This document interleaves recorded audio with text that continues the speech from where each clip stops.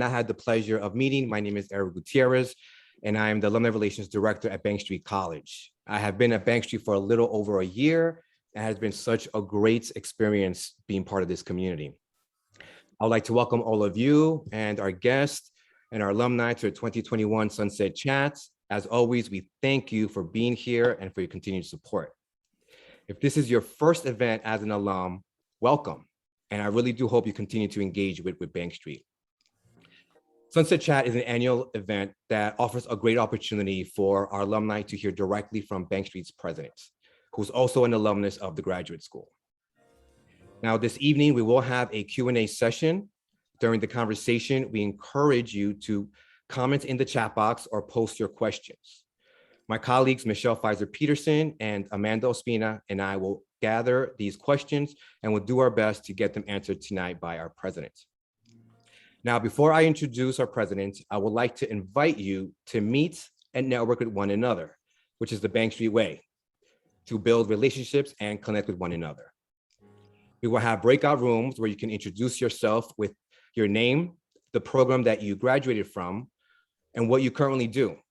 If you are retired or unemployed, you can share what projects or hobbies you are working on. Additionally, please share a favorite memory you have of Bank Street. Now, as my colleague is preparing the breakout rooms, I'm going to share these prompts in the chat so you have it as a reference. And we will have about 10 minutes for everyone to connect with one another, and I will see you soon.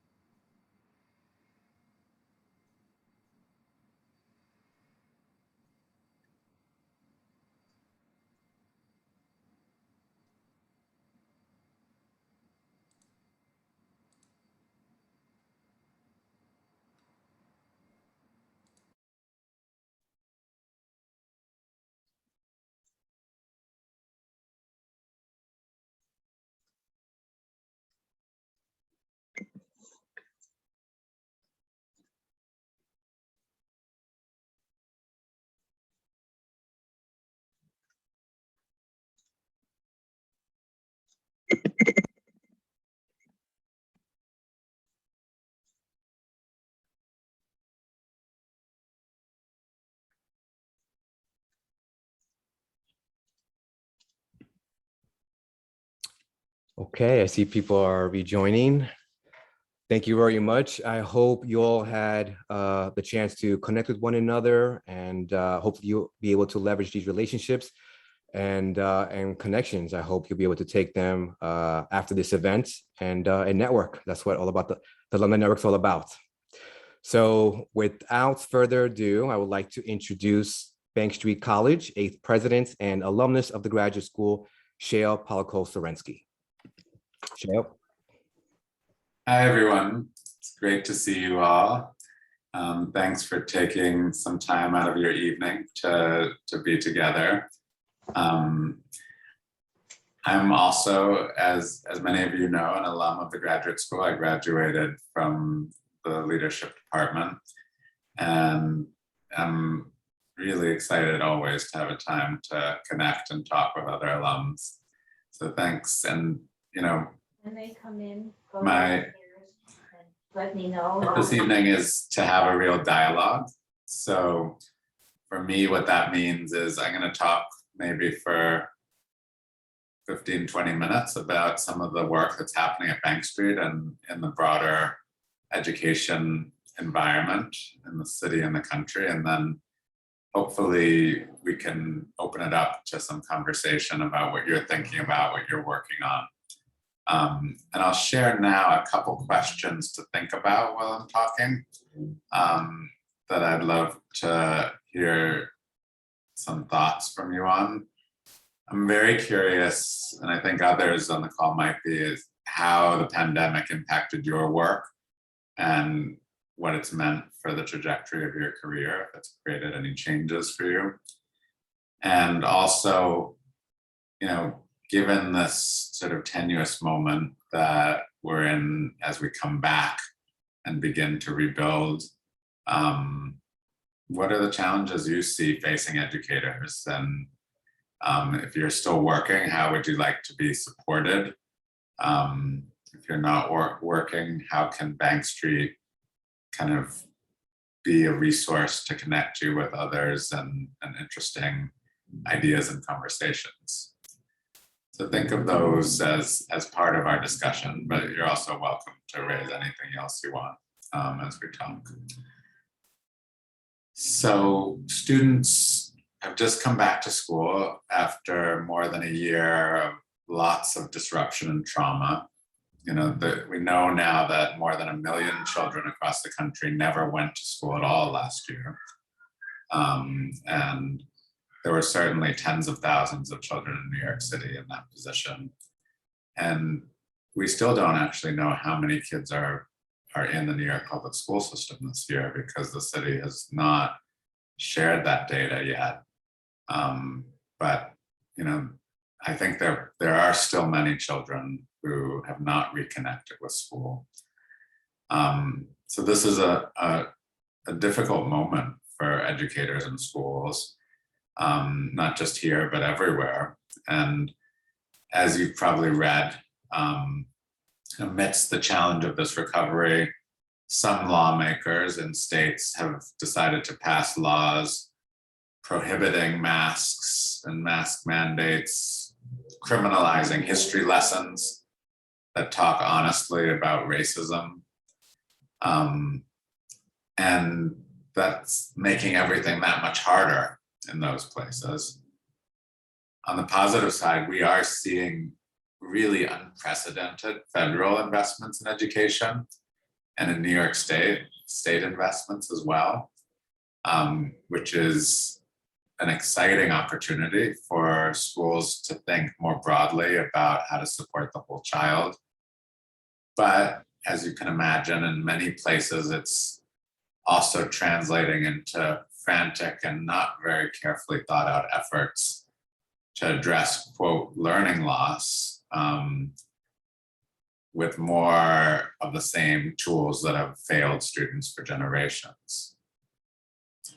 I think that teachers' core task right now is to rebuild relationships, to re-engage students in learning, rebuild trust, and create a context that will allow all students to thrive as they make up for lost time.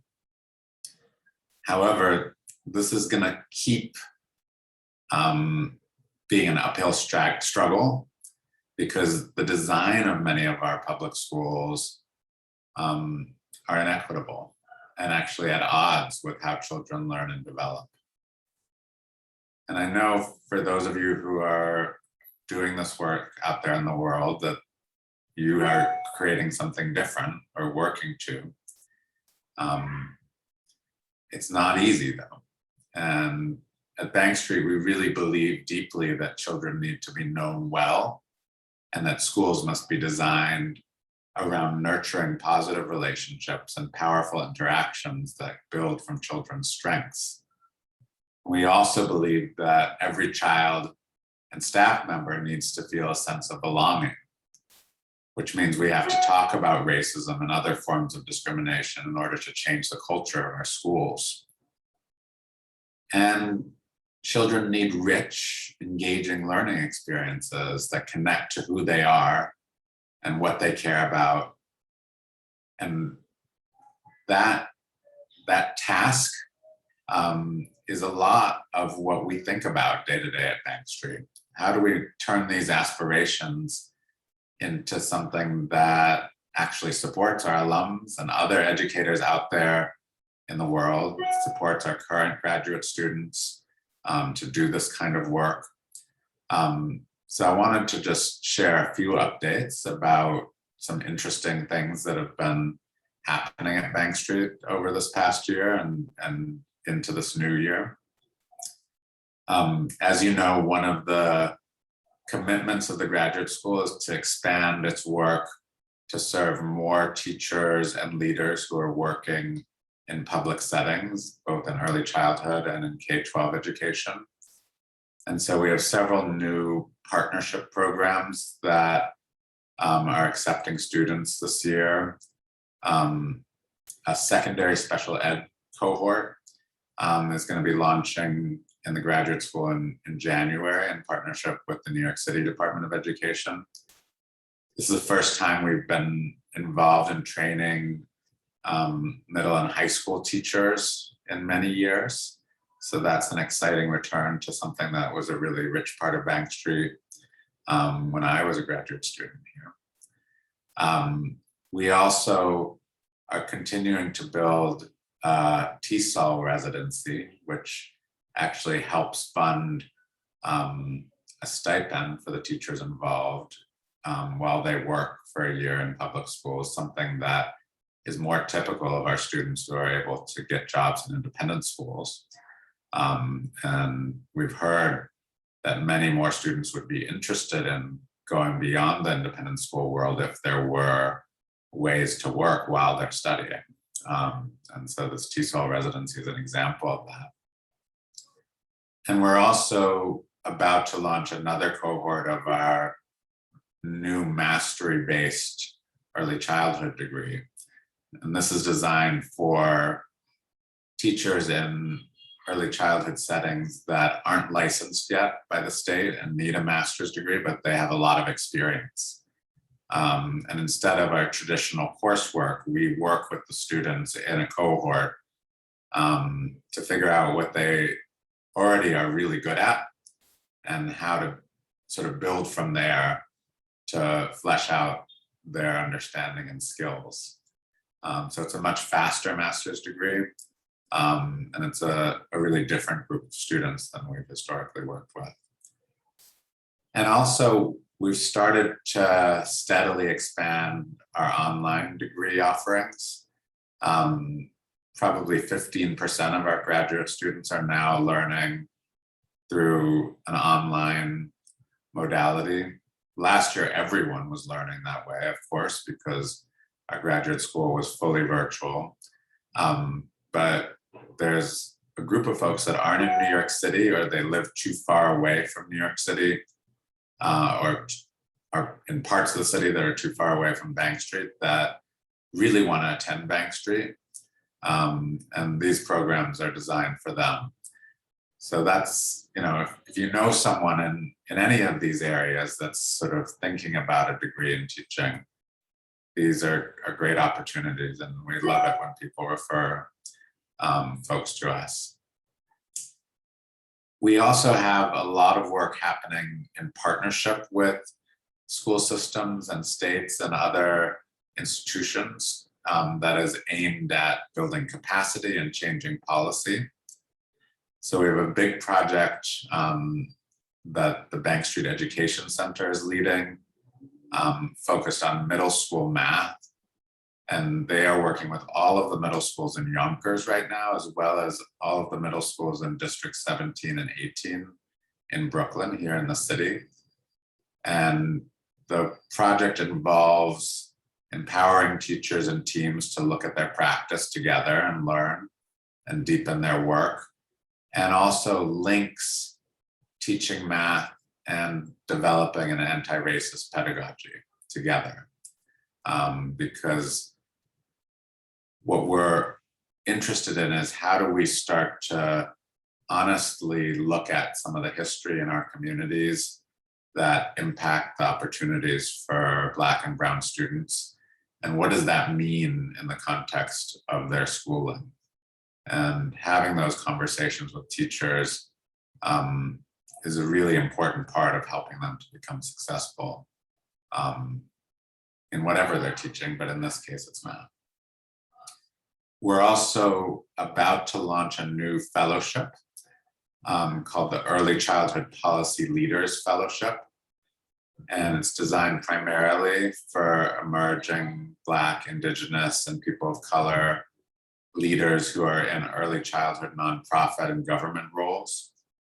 It's funded by the Kellogg Foundation. And our goal here is really to create a cadre of folks in policy positions at different levels of the early childhood system nationally that deeply understand child development and deeply understand what strong instructional practice looks like.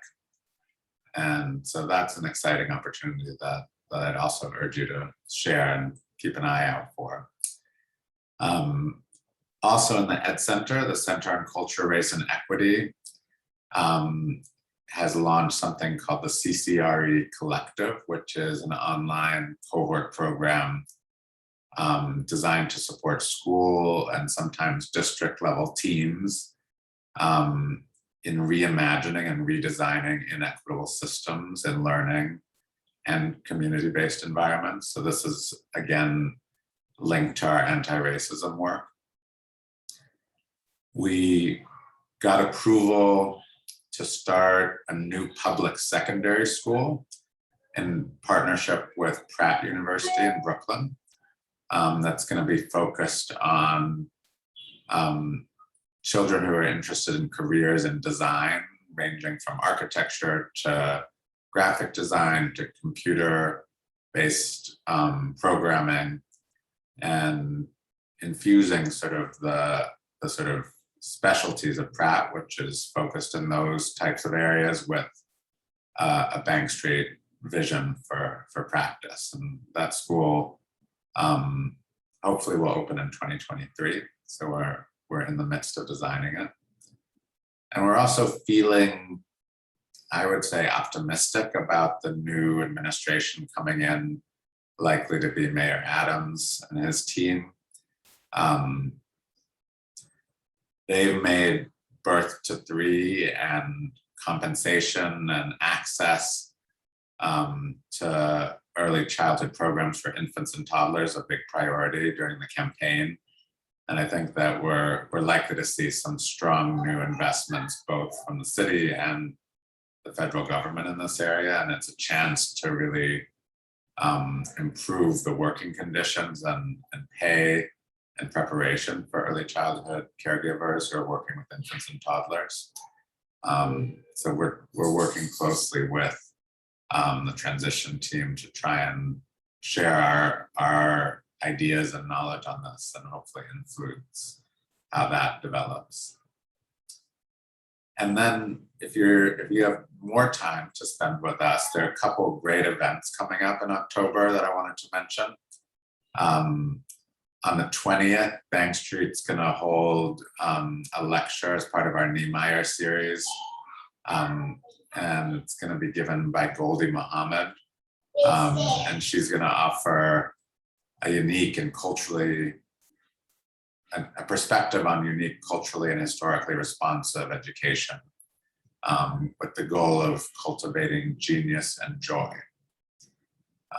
If you've read her work, she's amazing. And I think it's going to be a great evening. And then on the 23rd, we have a conference. It's our language series, and it's called Language Teaching in the Arts.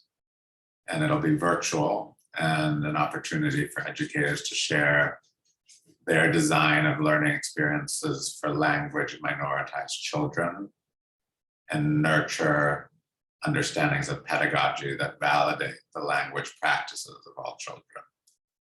And the keynote for that event is Jamila Lyscott. She's an assistant professor at University of Massachusetts, Amherst. That's not just an evening, that's a full day event. It might even be a couple days. But if you're interested, it's on our website.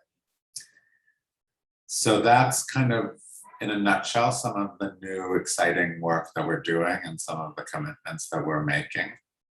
And I want to stop there and kind of open it up to you now. I'm interested to hear what you're thinking about, and would love to hear the answers to those questions I asked at the beginning. Let me just restate them in case you forgot them. How the pandemic's impacted your work, and also what challenges you see facing educators and how you or others need to be supported. Or if you have specific questions about any of the things that I raised, that would be great too. Can I share? Please. Hi. So the pandemic, I've learned to work remotely, but I've taken on other part-time jobs. And it made me realize that I'm hoping at this time next year, I will be working with young students with learning disabilities, because I'm working for almost a year now with a student on Zoom, which is not the easiest, but his family's in another state, helping him with reading, writing, and literacy. And it's really made me realize, and I've developed my own kind of individual program for him. And I also, I'm continuing at my regular job that I've been doing for the past almost 11 years, part-time. And it's made me realize that I should be grateful for what I have. So I'm glad that I have 2 part-time jobs, and I'm grateful for what I have.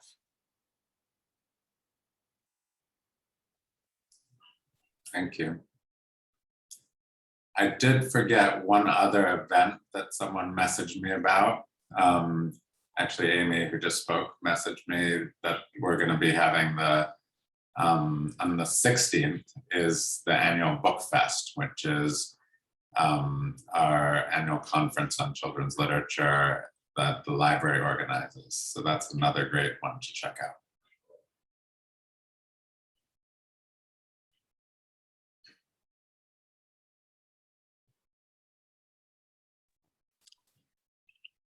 So I'll speak. My name is Leslie Joan Sessler, and this is the first time, I'm almost embarrassed to say, I graduated, I think it was 1992. And so I feel bad that I have not been active. Just being on here with like-minded Bank Street folk makes me really excited. And I'm now in Indiana. I miss New York so much. I miss Bank Street. I talk about it everywhere I go. I did a lot of my career. I was actually a principal of a wonderful girls' school in Cleveland, the founding principal several years ago. And now I find myself in Indiana with my husband, and I'm a homeschooler using progressive education. And so my life has really turned around a lot.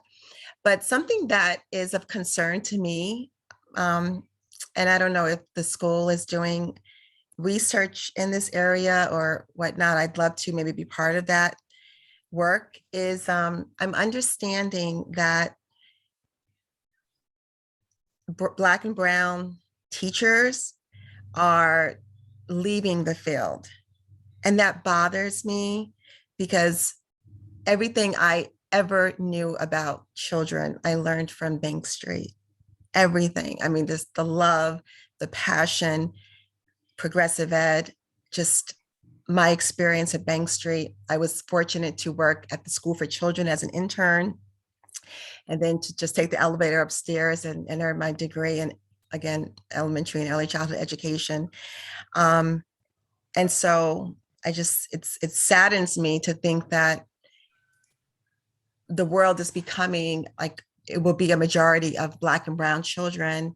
And I'm so much interested, of course, in, critical race theory, cultural competency, just really making sure that all children, not just Black and Brown children, but all children are exposed to the beautiful gifts and talents that Black and Brown teachers would give them. And so it bothers me that the world is shifting. And I'm just wondering, like, why is it that Black and Brown teachers are leaving the field? And is there a movement to do something about that? Is Bank Street going to do something about recruiting more teachers of color, or other colleges going to do something about it? Because if I had such a great experience for 32 years as an educator, I want the same to happen for other teachers and children. So I hope that makes sense. And I don't know if this is the right platform, but I'd Yeah, love that's a to be great part of question. that. Thank you. Thanks for raising it. No, I think it is definitely a priority for Bank Street to have more teachers of color, both on our staff and amongst our graduate students. And we have, I think, almost doubled the percentages of teachers of color over the last 5 years. And a lot of that has been through forming partnerships with school districts that also share that commitment, and finding either individuals or institutions and foundations that will help to fund some of the tuition. Another part of our work, which I didn't mention earlier, but is related to this, is we have a team in the Bank Street Education Center, which is sort of the part of the college that now houses a lot of our sort of policy and public impact work, called Prepared to Teach. And it's focused on trying to figure out how to get money for states and school districts and teacher training programs to provide paid residencies. Because what we see right now in the field is that there's a very high number of new teachers of color who are aspiring teachers that come in through fast track type programs where they have the benefit of, you don't have to actually do a practicum, so you can get a full-time job almost right away with like a month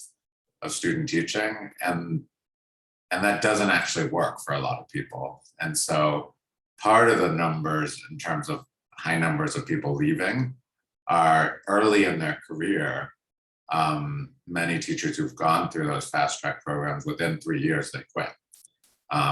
And those programs are often, very attractive because of the fact that you can start working quickly and start earning a salary. And so part of this initiative, Prepared to Teach, is to kind of get public funding for paying people to do a year-long residency, similar to what a doctor does. So they get a really well-supported clinical experience as a teacher resident, and then move into the classroom full-time. And we have work underway on that in 20 states, and I think it is becoming increasingly more popular. And in the current reconciliation bill, there's a lot of funding actually for programs like this. It'd be a huge, if it passes through Congress this fall, it would be a huge boost to exactly this issue of kind of diversifying teacher workforce. So that's one of the places we're working on. And then, as I said earlier, we're also trying to work directly with schools to help build cultures that recognize that everyone needs to have a real sense of belonging, because that's another reason people leave. And so I think it's a great question. Thank you for raising it. Thank you for answering it. Hi, Shael. Elsa Bailey has her hand up. Hi, Elsa. Hey, Shael, and Leslie, because I really wanted to respond to what you were saying. You're in Indiana. Are you in Indianapolis? No, I'm in Fort Wayne. Fort Wayne. Okay. So I'm an evaluator, so I'm always looking for the questions why. So are you seeing this locally, personally, or is this something that you're reading about in terms of teachers leaving the profession? It's something that I'm reading about, but I'm also in a lot of discussions with educators. And so the data speaks for itself across the nation, but also I hear a lot of educators that are saying a lot of it is microaggressions, that they're sick and tired of it in the workplace. And then also I'm in conversations, I find this a lot. I find that a lot of teachers will leave graduate school and then go into these educational settings, and it's not what they thought it was going to be. And then, I mean, you know, everyone's not taught the Bank Street way, right? And so they think, oh, I thought I could do right for whatever, and then they end up leaving. So there's many reasons why they leave, but yes, it's a big deal that I think it's 80 to 90% are going to be children of color, and I think only 20% will be teachers of color, I think. So. Okay. Yeah, well, because here in California, anyway, where I am now, the San Francisco Bay Area, I'm evaluating a Noyce Teacher Scholarship Program, which focuses on social justice and equity. And so this is for middle school and high school teachers, this particular one.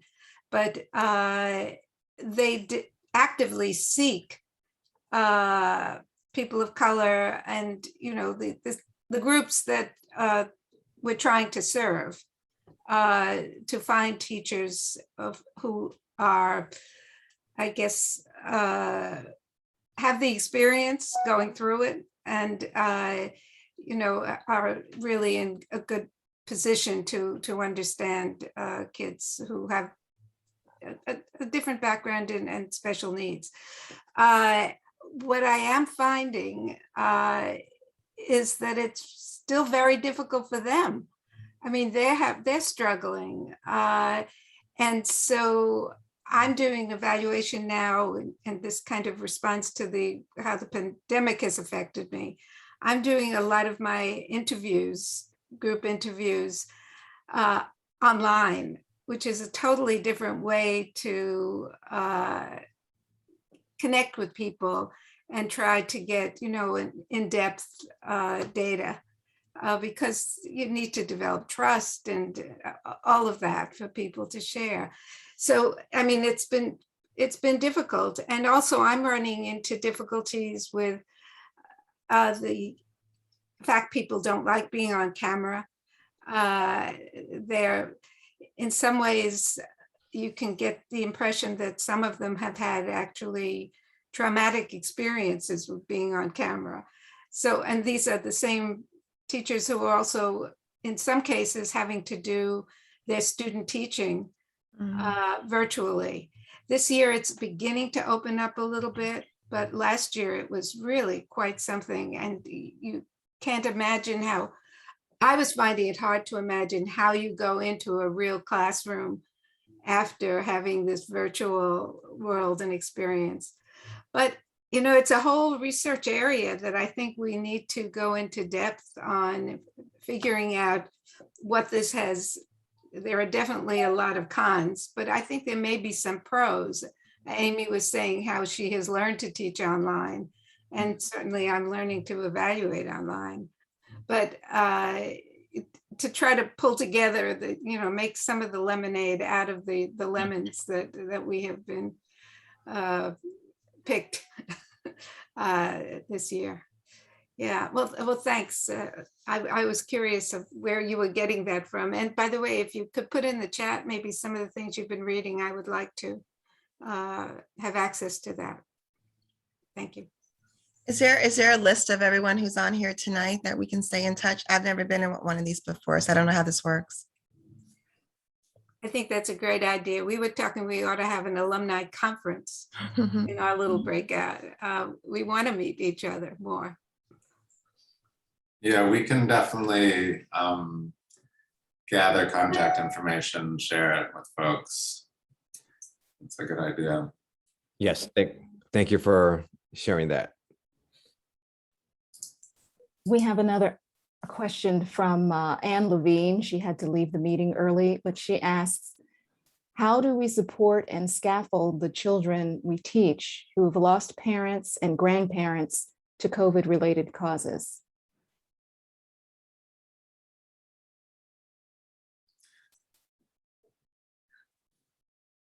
I mean, I think I read an article that there's like 160,000 children right now who've lost parents.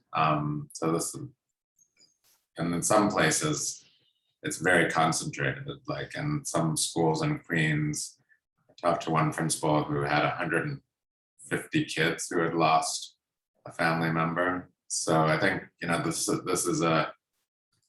it's like a war. There's a devastating impact in terms of loss.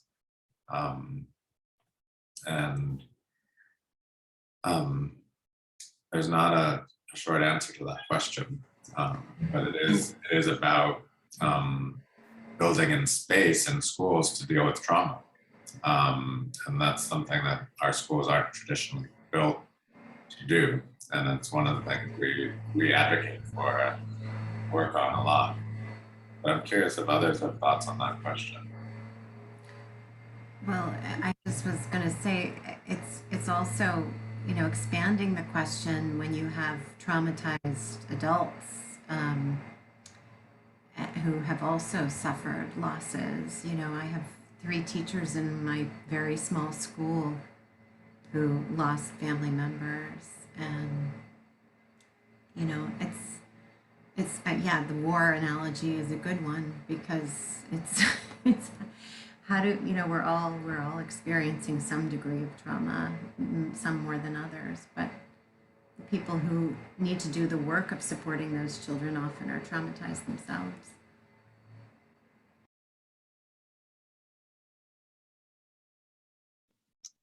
I actually try not to talk because I feel like I talk all day, but I feel moved to speak, and I'm happy to see some faces here of people from years ago that I haven't seen, and new faces. So it's always great to come to these events.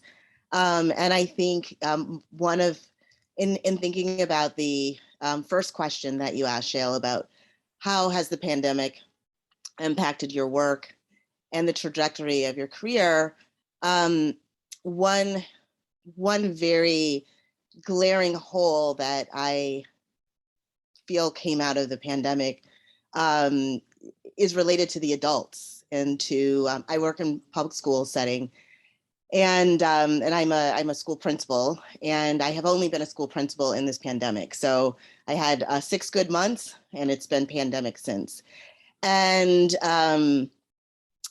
the system was not prepared to support teachers and school leaders. And so my question as I look forward is, what are some of the structures that can be in place?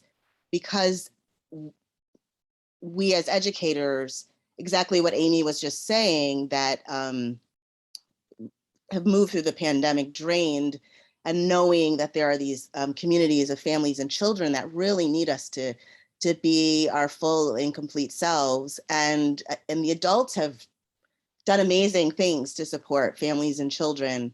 But what's the challenge facing educators? And it's change. And one of those changes is, how do we not only create these school environments that are equipped to support human beings moving through trauma, but children and adults alike. And it is related to relationships and trust. And when I think about the adults in my own school building, I feel very fortunate that I have a pretty diverse staff. And when I think about the educators of color that are in my school building, and I've really listened to, there are some educators of color that are not teachers, but certainly are absolutely brilliant when it comes to serving and supporting children. They have met children where they are, and I look at them, I'm like, how did you learn how to do that? The way that you have just helped this child move through this really hard time in their life. And I then ask, and why aren't you a teacher? And why don't you want to become a teacher? And I've learned to listen. There's something in order to increase the number of teachers of color, I think there's an important layer of listening, because there's a reason there are educators and people who work with children, people of color who work with children, who choose not to become teachers. There's something there. And I feel like that's an important layer that needs to be unpacked. to understand what's standing in the way. And I've learned a lot just listening to the adults in my building and being in conversation with these individuals about some of the choices that they've made and how they want to participate and engage with the children in the community when they are not teachers. So I think my question, for Bank Street is thinking about how to support teachers and school leaders, and not just the pre-service, but what is there once you are in service.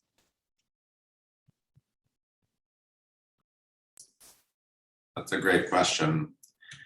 And the CCRE collective that I mentioned earlier is something that some schools have joined, where a team from the school participates in this online cohort community of several schools working through questions around exactly the issues, some of the issues that you're raising. So that's one new thing that we're starting to do, but we also are eager to kind of customize stuff specific to schools' interests and desires. So I think that,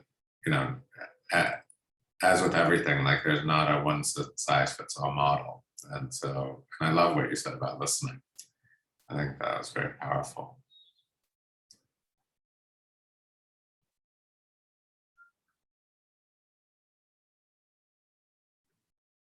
Anyone else who hasn't gotten to talk yet want to share some thoughts about how you're doing, what you're thinking about, what we should be thinking about? And this might be where we're going. Hi, I'm Vanessa. I graduated in 2010 from the leadership program for special education. And I'm curious, I don't know whether next we're going to talk about the article that was shared before the call, but you mentioned at the beginning, thinking about this residency program. And not that I'm imagining you were speaking specifically about any program, but I am a Teach for America alum. So I recognized the genre being discussed, but I did that, went into the DOE, but I was career changer. So as you pointed out, it was essential for me to afford to live in New York City. I could not, and afford to care for my family. I could not go back to grad school and not earn money. It was just not realistic. And I was very privileged that when I did get to go to Bank Street, for my ed-em, I received a fellowship. And it allowed me to work during that. And I was able to work full-time as a principal while I was with you guys. But my question is, I've heard a little bit about the partnership that's being piloted in, I believe, Brooklyn, with an alumna who is now in the DOE, and us talking about doing that. But what I've seen in the last, and at least when I was a principal, and in the last decade or so, especially in charter schools, where they do bring in recent graduates from undergrad, and they partner them with, I think Bank Street is one of the options, or the CUNY schools or a Relay or something like that. And the like assistant teachers or associate teacher or whatever the name is, they get to earn a salary, but they are working, whether they're specifically a co-teacher in a classroom or they're kind of floating and get to experience a lot. Charter has made so much use of that programming. And I think what then ends up happening is a ton of those teachers stay in the charter schools because they're able to advance in there.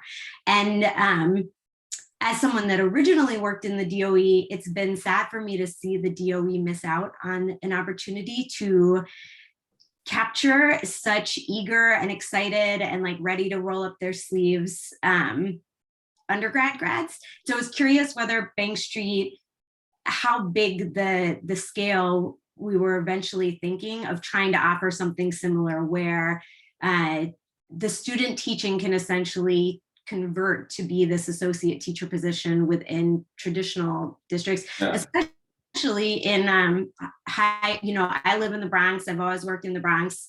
My kids went to school in the Bronx, and it's like, if teachers are likely to stay in their placement schools anyway, if there's the opportunity to pick communities that have a hard time keeping hold of teachers and really helping them ease into what are sometimes really challenging school situations. But if you just lay a softer runway with support, they're more likely to be able to be successful there. Yeah, well, thank you for bringing up the article and this issue, because it's definitely something we're working on 2 levels. One is creating some of our own programs like this. And because the city does not yet have a public investment in this model, it's not, those are small programs. We have one in District 13 in Fort Greene, Clinton Hill area, and we have one that's citywide that's focused on TESOL.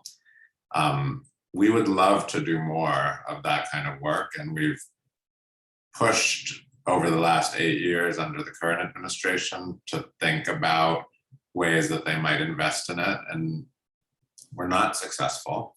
And we are going to try and keep pushing now with this new administration coming in. I think it's going to help that there's going to be some federal dollars, I hope, if the reconciliation bill passes, because that part of the problem with this from a district perspective is the reason charter schools are doing it so easily is they control their whole per capita allocation. There's no sort of, in the district, half of the money gets shaved off for DOE Central to do all of its work. And some of that work is needed, like we need food for the kids. Some of that work is not needed, but it eats up lots and lots of money. And that money, I think, would be better used to pay associate teachers as a pipeline. And I think that it is gaining traction, but to get it to really go to scale, you do need either a philanthropic investment or a federal or state investment to get it going. So I do feel more optimistic than I have in a long time that that's going to happen, given that President Biden embraced this idea. And we were amongst several groups that were pushing during the campaign to get this into his platform. And he did include it. And it is now in this American Families Plan that's become the reconciliation bill. So we'll see. We have to watch. I mean, I honestly think that this current negotiation in Congress is the most consequential legislation we'll see in our lifetime, possibly. It's really, when it comes to education, what's contemplated in terms of helping to address child poverty and the childcare crisis, the teacher pipelines, all of those things have not been funded historically. And there's a chance to fund them. So I hope that some or all of it gets through. And I think in the same time, we need to keep pushing because the money's there. Like even without federal investments, there's plenty that's getting wasted. Sorry, just a quick follow-up question around the money. Would it need to be, I'm just curious whether things like that would need to be done at a district level, or because again, when I was in the luxury of being a charter school leader where I did have control over my budget in a lot of ways, but pre-charter world, when I was in the DOE, we wasted a terrifying amount of money, just literally because of bureaucratic, we had to spend X amount in only these 2 categories by this date without, right? So we would just be, the waste was insane. And if I had been able to reroute some of that funding that was already going to get spent, and as a school by school, have the ability to opt into, can I get student teachers from Bank Street, and their student teaching model is going to look a little different, where they'll be with me, until 2 p.m. each day, and then they'll go to the afternoon classes twice a week or something. I would have absolutely opted in. Yeah, I mean, that is, there have been models where schools have banded together to do that and help to pay the stipends. So that definitely is possible. And we've done some of that work. And it's actually a good time from a school perspective to be considering that, because schools have more money than they usually do right now. So yes, potentially yes.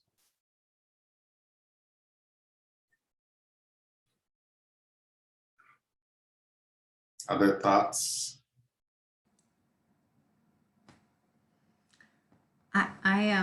I'm just also thinking in terms of this reconciliation bill and funding for early childhood education, and the rollout of the UPK program under the de Blasio administration, and then the U3K program. And in terms of funding,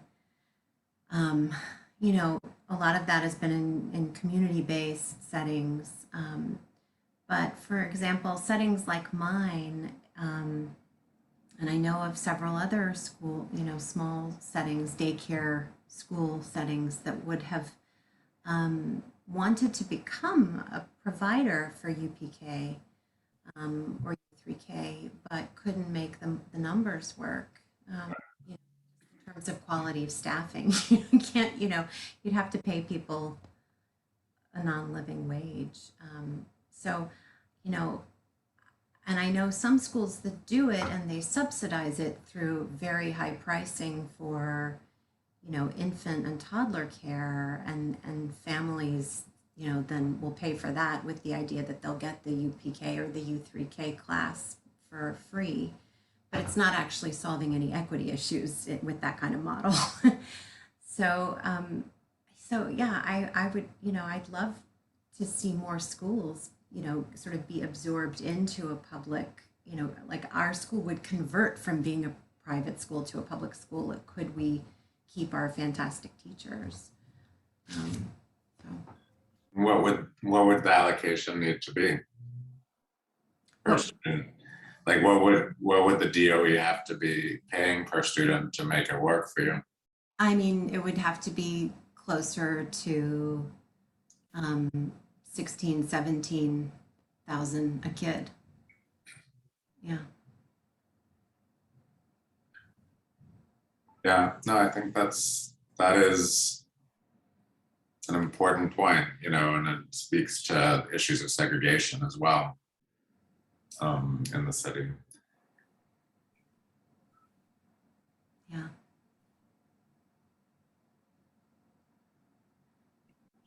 Yeah, segregation and pay equity.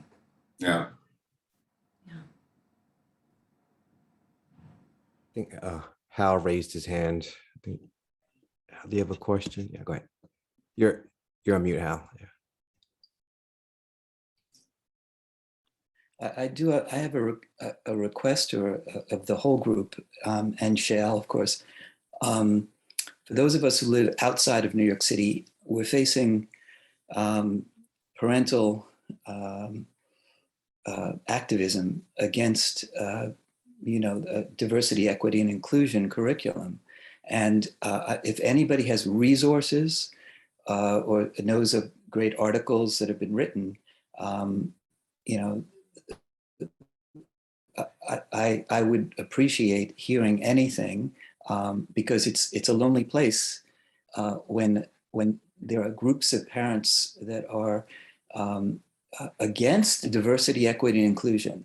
I mean, how do you adequately approach their screams and cries? And the superintendent in my district actually quit after 14 months. Left. He was actually run out, and this is just north of Manhattan. So if there are, Leslie, when I think about African American or people of color teaching and leaving, it's lonely, and we need to be able to address these issues. So Shael or others, if you have resources, I would appreciate just being informed of them. And how I'm out in Fort Wayne, when Sammy was 3, he was 3. I'm in the suburbs, and I went to where we live. the school system in the suburbs here. It's a very good school.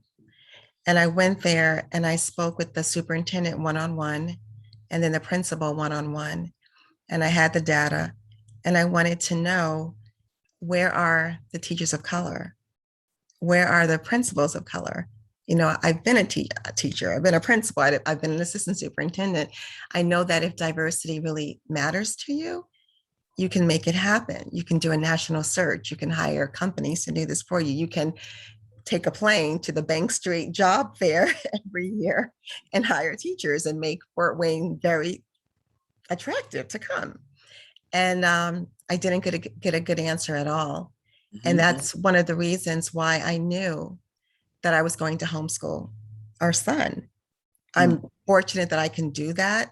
Yeah. But I also found out recently by a friend who does work in the school system here that the teachers in elementary school, middle, and high school have already been told to remove literature from the bookshelves that speak to diversity, equity, and inclusion. And so it's all over it. So it's a good question. And yeah.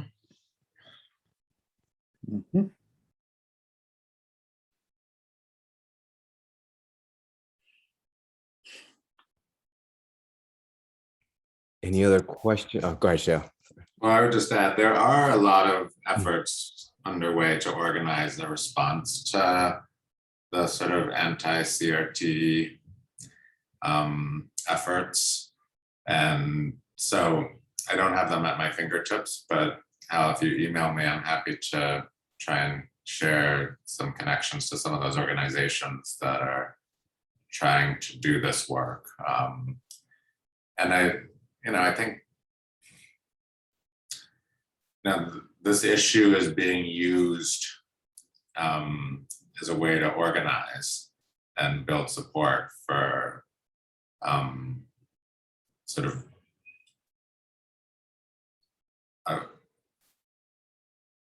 a set of political beliefs and leaders that have a kind of worldview that goes far beyond just the CRT.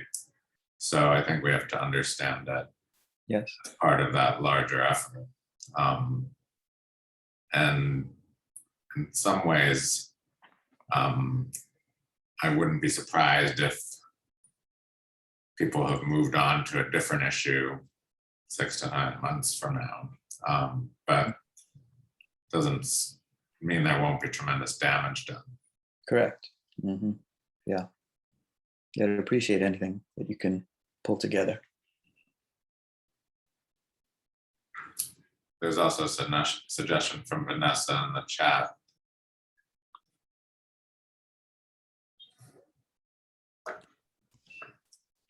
Yes. Are there any other questions? Last minute thoughts? First of all, I'm very grateful that all of you felt comfortable, encouraged you to really speak up and ask these questions. And the discussion, the conversation doesn't have to end here. I'm posting in the chat. We do have a GSE alumni LinkedIn group where I think it's I don't know, perfect, but one of the venues that alumni can continue discussions, questions. We have many alumni already on part of this group that will be able to continue the dialogue and share resources. So I hope you'll be able to join us if you haven't already, and ask your peers to join this group. We also have our quarterly alumni association meetings where we have our president, Erica Davis, joining us this evening. That's another opportunity that we can continue the conversation and share our thoughts. So thank you, Shael, for this enlightening conversation and discussion. Thank you, Michelle and Amanda, for assisting with this event. And of course, thank you to all of our alumni for joining this evening and participating. It really means a lot to have all of you to connect. And it doesn't matter where, whether you're on the West Coast, Midwest, or just in a backyard in tri-state area. This is the important part about building community and connecting and sharing. So I hope we can continue doing this. And please do not forget to email us at alumni@bankstreet.edu. We'll also share some links to the events that Shael already mentioned I was going to share that too, but she'll beat me to it. And these are just some of the events that are upcoming. We have many, many more events, and just stay tuned. So thank you once again. Enjoy the rest of your evening. And I look forward to seeing you at our next event. Good to see you all. Bye-bye. Thank you. Thank you. Thank you all. Have a good night.